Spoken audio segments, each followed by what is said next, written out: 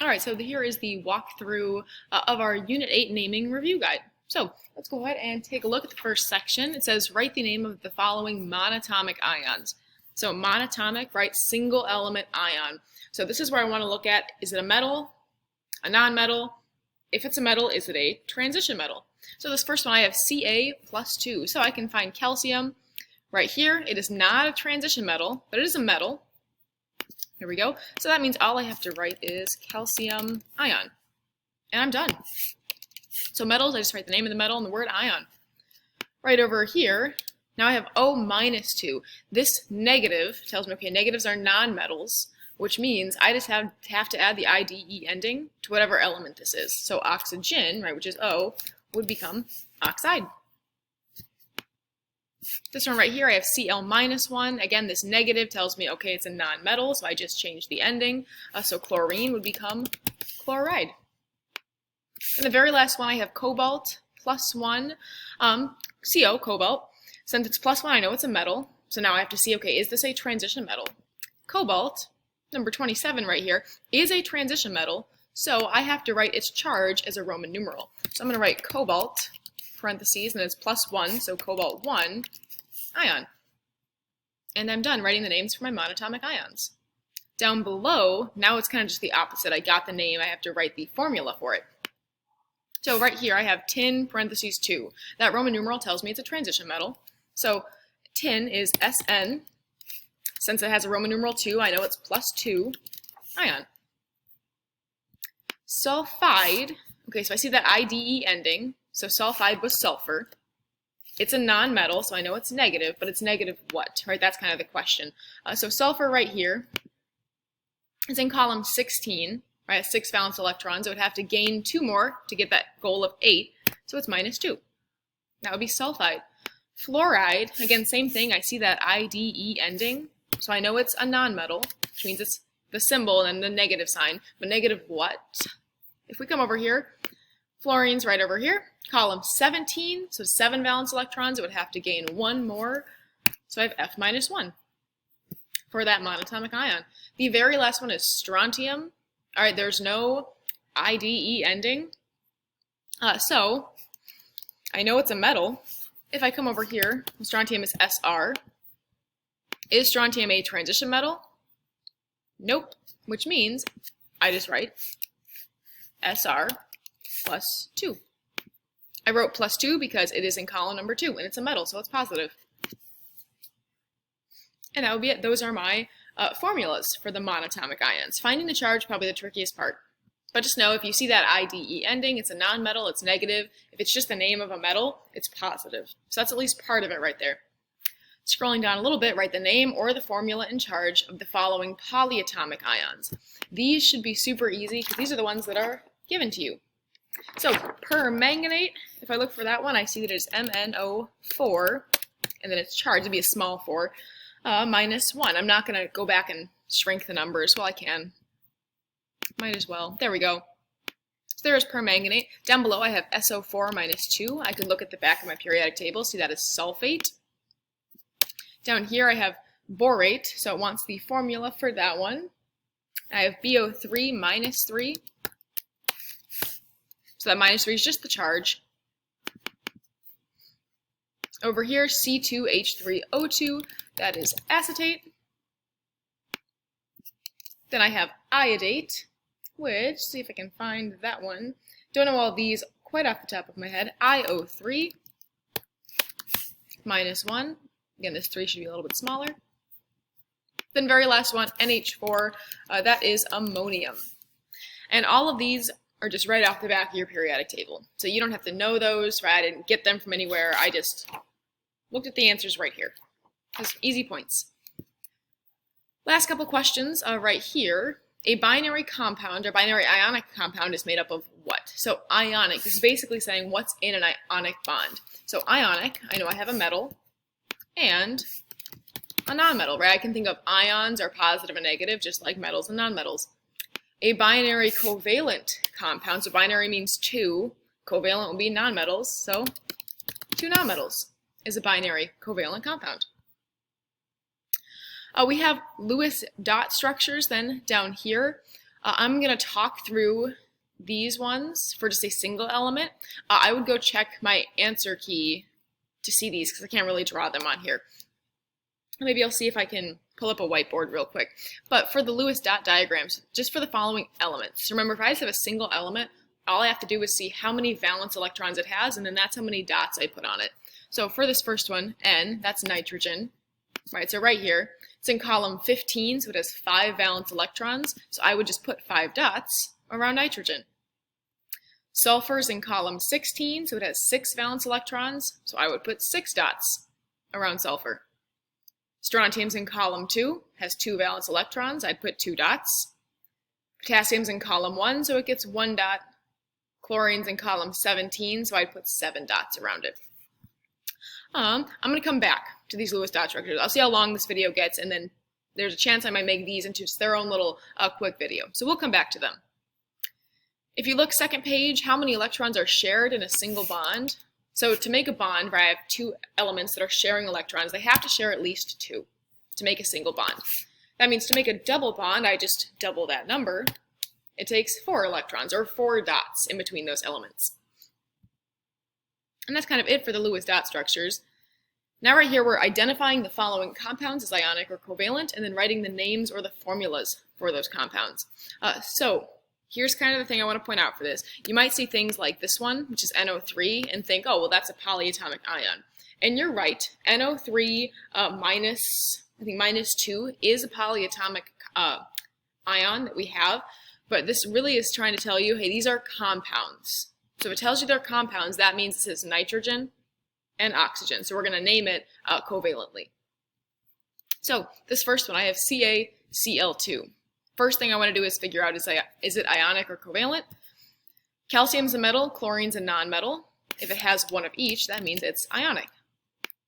Then what is its name? Well, I know. Nope. There we go. So what's its name?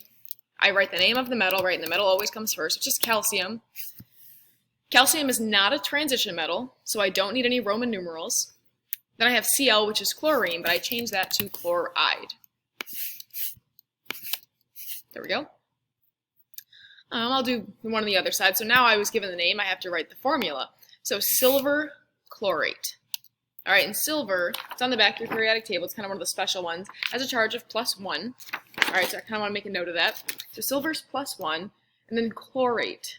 That's a kind of weird sounding name, right? It's not chlorine, it's not chloride. That tells us it's probably polyatomic. And it is. If you look at the back of your periodic table, chlorate is ClO3 -1. So I'm going to start by just writing out the symbols. So I have Ag for silver. Chlorate was ClO, what did I say, 3? So those are just the symbols. Now I need to look at, do I have to do any crisscross methoding, right? Because silver's a metal, chlorate's just non-metal, so this is ionic, which means I have to look for that crisscross method. If silver has a charge of +1 and chlorate has a charge of -1, those numbers cancel each other out. I don't have to write any numbers on here, so I don't have to put parentheses around this polyatomic ion. If I wanted to, right, I could, but I don't have to since I'm not doing any crisscrossing here. And that is silver chlorate. If we look at the bottom one down here, I have nitrogen and oxygen. Right, those are 2 nonmetals, so I would say that's covalent. So now I have to use my Greek prefixes to name them. So I have 1 nitrogen, so I can just write nitrogen. And then it says O3. So 3 is tri. Oxygen would become oxide.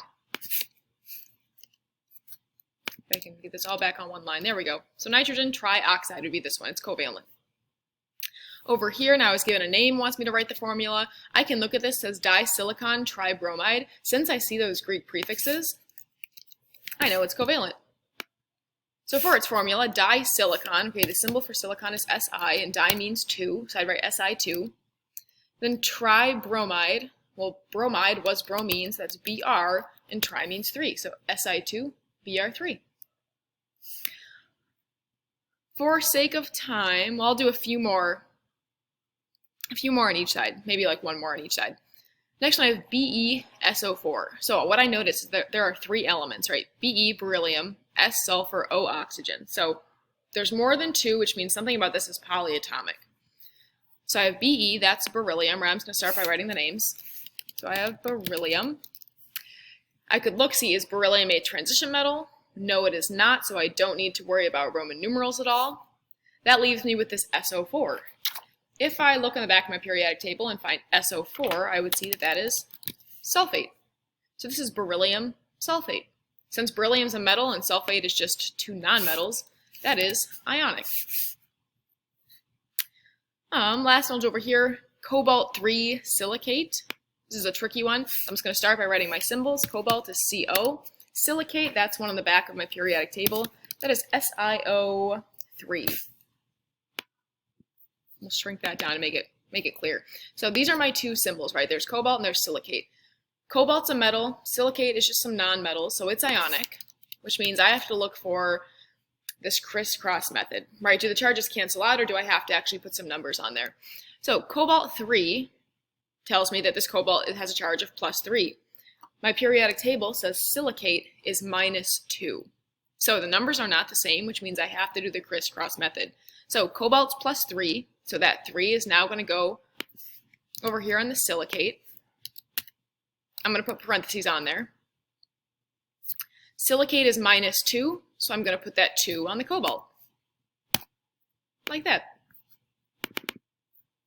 So that's a little bit more of a tricky one. So just write your symbols for each one, then look at the charges, do the crisscross method if they don't cancel each other out to begin with. I'm not going to do these last two right now. You can go check my answer key for that, or I'm more than happy to go over that in class. I want to make sure that in this video I can do a couple more of the ones on the review guide. So this one says, explain why the following compound is written incorrectly. I have Ca2PO4 3. So this one might look correct, but it's actually not. I know the charge of calcium is +2, right, because it's in column number 2. Charge of phosphate, PO4, is -3. So if I look at these numbers, they should be crisscrossed, but they're not, right? The 2 should be over here. The 3 should be over here. They should have swapped elements, but they didn't. So the issue with this one is the crisscross method wasn't done, right? The numbers didn't swap to the other element. Down here, right, the chemical formula, if the following elements combine, I'm just going to do maybe like 2 of these. I'll do the first one, potassium and chlorine. So I start by writing their symbols. Potassium is K, chlorine is Cl. Then I would look at their charge, say, okay, potassium's +1, chlorine is -1, right, because it's a metal and a nonmetal. Since they're both a 1, I don't have to write any numbers, right? I'm done. That's it. If we look down here at 3, gallium is Ga, selenium is Se. Then I could see that gallium has a +3 charge, selenium is -2. Since those numbers are different, I have to use the crisscross method. So gallium was +3, which means that 3 is now going over to selenium. Selenium had the 2. That means now gallium has the 2. So I just took the charges and put them on the opposite element. Rubidium and nitrogen also uses the crisscross method for this one. Sulfur and calcium, the charges cancel out, so you shouldn't have any numbers in this formula. But again, for the sake of time, just go check those answers on the review guide and see how you did. I will say the one trick with this one is the order that we put them in. Remember that calcium should come first in your formula because it's the metal. I want to do this last one with the minute that I have left to record. So look at the compound Fe3PO42. Which of these options is the correct name for the compound above? So I have iron phosphide, iron 3 phosphate, iron 2 phosphite, iron 2 phosphate, and iron 3 phosphide. They all sound very similar. How I would go about doing this is kind of just maybe making a note to myself, right? I'll do it right here. Okay, Fe is iron, right? PO4, that's one of my polyatomic ions. If I looked on the back of my periodic table, I would see that's phosphate. All right, so that takes out a lot of my answer options. Now I'm kind of left with either iron 3 phosphate or iron 2 phosphate. Since iron's a transition metal, I know I'm going to have that Roman numeral in there. So how can I figure out the charge of my iron? I do that reverse kind of crisscross method, right? So I know this 3 that's on the iron is the charge of the phosphate, and this 2 that's on the phosphate must have been the charge of the iron. So I know this has to have been iron 2 phosphate. So that would be my claim down here. The 2 and the 3, right, those small numbers, that would be my evidence. And then I would kind of combine them for a reasoning statement. That is your review guide. If you have questions, feel free to ask them in class and we can go over them.